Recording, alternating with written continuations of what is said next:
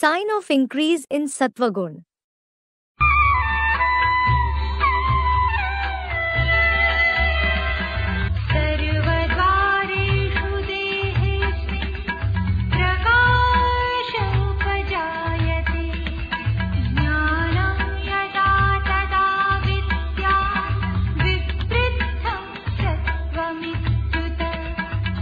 Yada prakasha jnanam upajayate.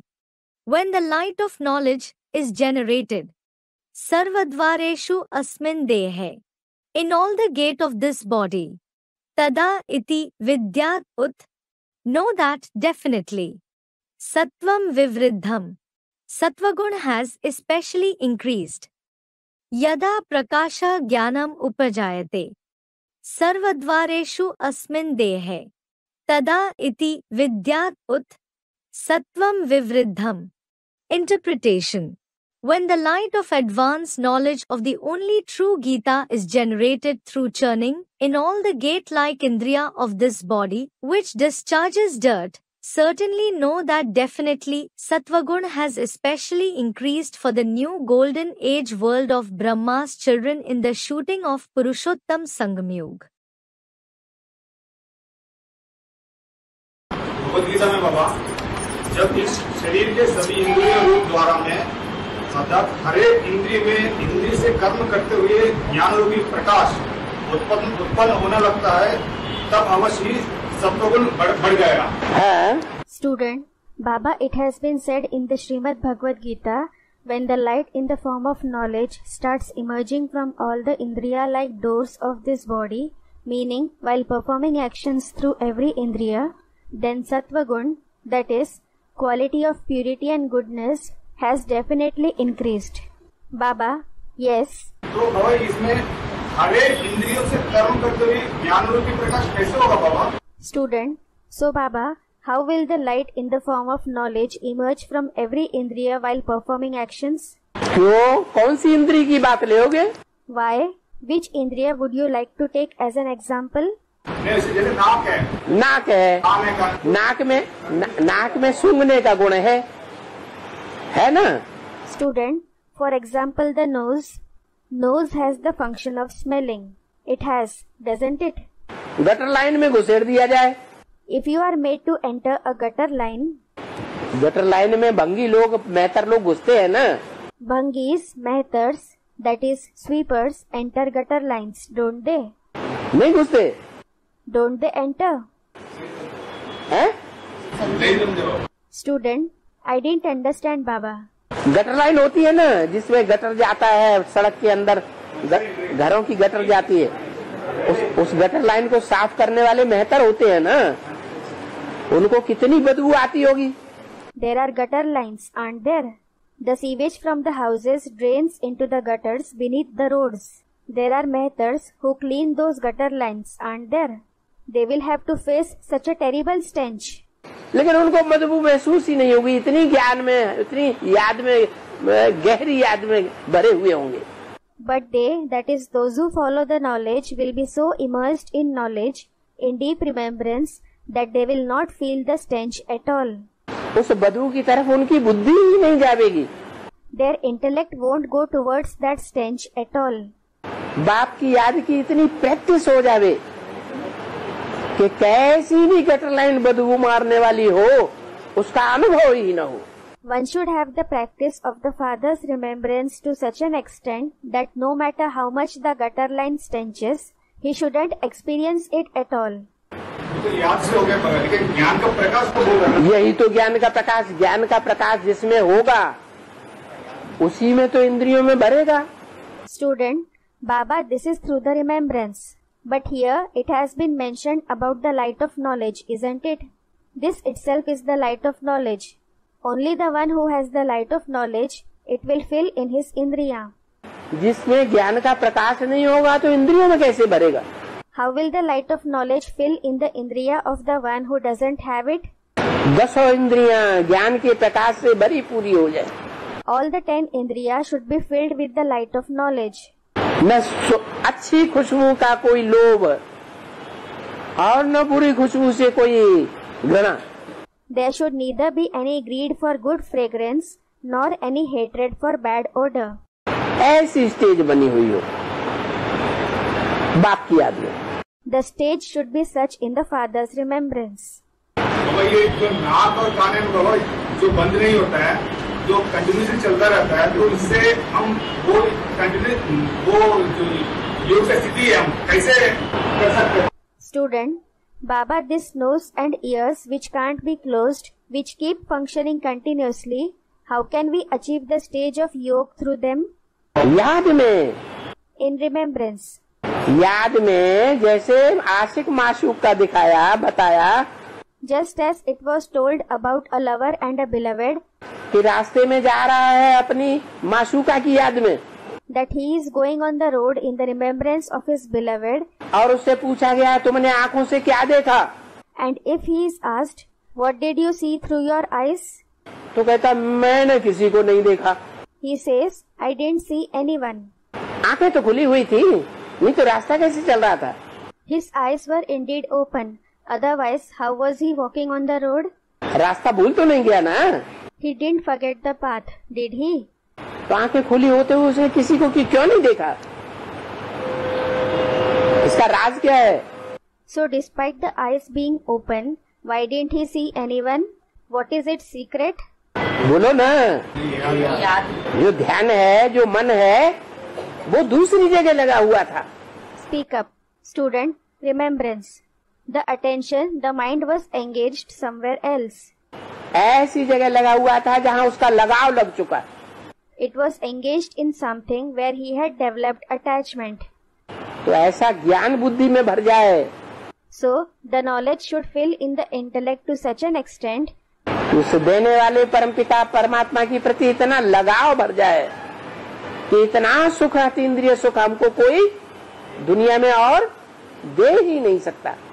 there should be so much attachment towards the giver, the Supreme Father, Supreme Soul, that we experience. No one else in the world can give us so much happiness, that is super sensuous joy at all.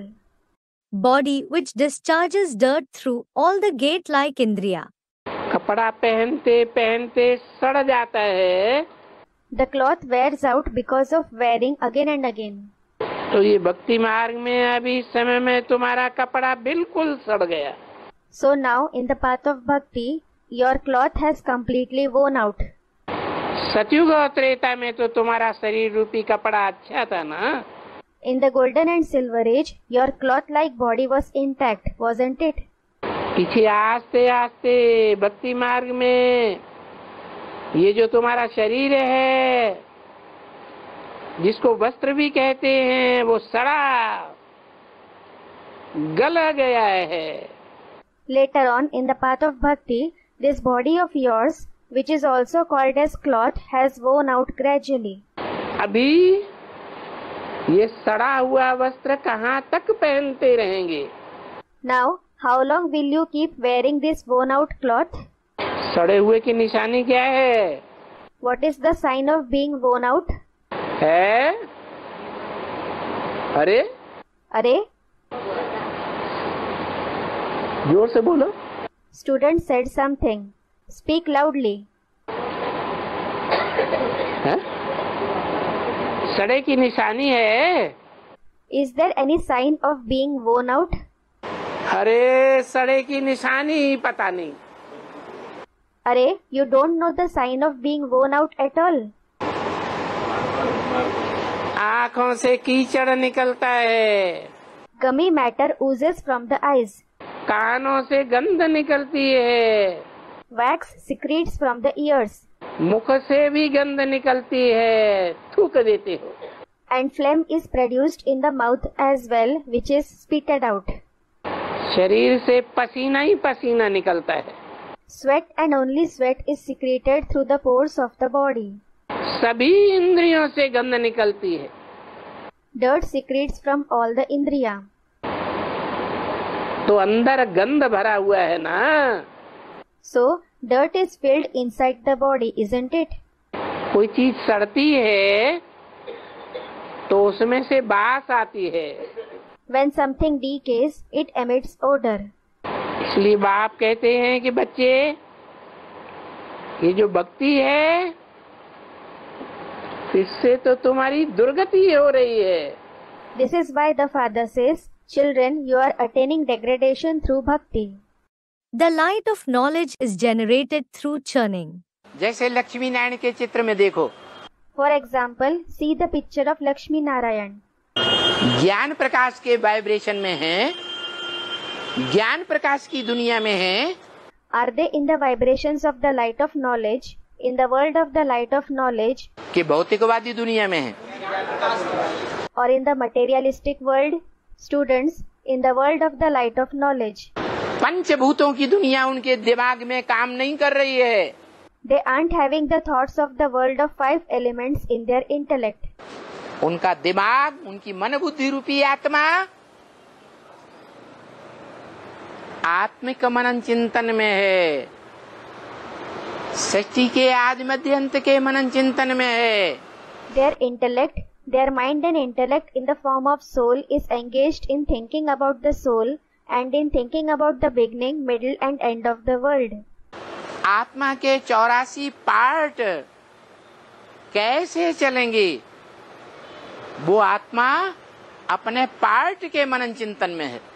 That soul is engaged in thinking about its part as to how will the part of 84 births be played. अपने परिवार के भांतियों के part के मनन चिंतन में है। It is engaged in thinking about the part of its family members. क्योंकि मनुष्य सृष्टि का बाप है, तो बाप बच्चों के जीवन की सारी एक्टिविटी को जानता है। It is because he is the father of the human world, so the father knows all the activities of the life of his children. वो सारी मनुष्य सृष्टि का बाप। He is the father of the entire human world. तो उसका vibration सुख का vibration है, ज्ञान का प्रकाश का वाइब्रेशन है, या अंधकार का वाइब्रेशन है? So are his vibrations the vibrations of happiness, the vibrations of the light of knowledge, or the vibrations of darkness? Students, the light of knowledge. अंधकार में आत्मा ठोकर खाती है, दुखी होती है, या रोशनी में ठोकरें खाती है? Does the soul suffer blows, experiences sorrow in darkness, or does it suffer blows in brightness? अंधकार में ठोकरें खाती है। Students, in darkness. It suffers blows in darkness. प्रकाश में, ज्ञान प्रकाश में ठोकरें खाने की बात ही नहीं। There isn't the question of suffering blows in brightness in the light of knowledge at all. आत्मा को पता है कि हमको कहाँ जाकर के जन्म लेना है।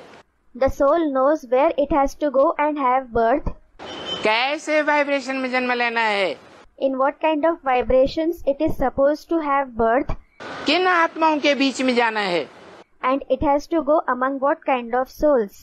ये ज्ञान है। It has this knowledge. Sattvagun especially increases for the new golden age world of Brahma's children. जब निश्चय बुद्धि बनते हैं तो ब्रह्मचर्य व्रत का पालन करने लग पड़ते हैं। When they become those with a faithful intellect, they start observing celibacy, that is, brahmacharya. मन ब्राह्मण बन गए। It means that they have become a Brahmin. अब कोई लंबे समय तक ब्राह्मण बनते हैं, Well, some become Brahmin for a longer period, कोई अल्पकाल के लिए ब्राह्मण बनते हैं। and some become Brahmin for a shorter period. जितना लंबे समय का पुरुषार्थ, The longer the duration of Purusharth, that is, special effort for the soul, उतना ही ऊंचा ब्राह्मण कहा जाता है। the higher the category of Brahmin they will be said to be. इसलिए ब्राह्मणों में 9 कुरियां गाई गई। That is why 9 categories of Brahmins are praised. कहते हैं 9 ऋषि थे, It is said that there were 9 sages, that is, rishis.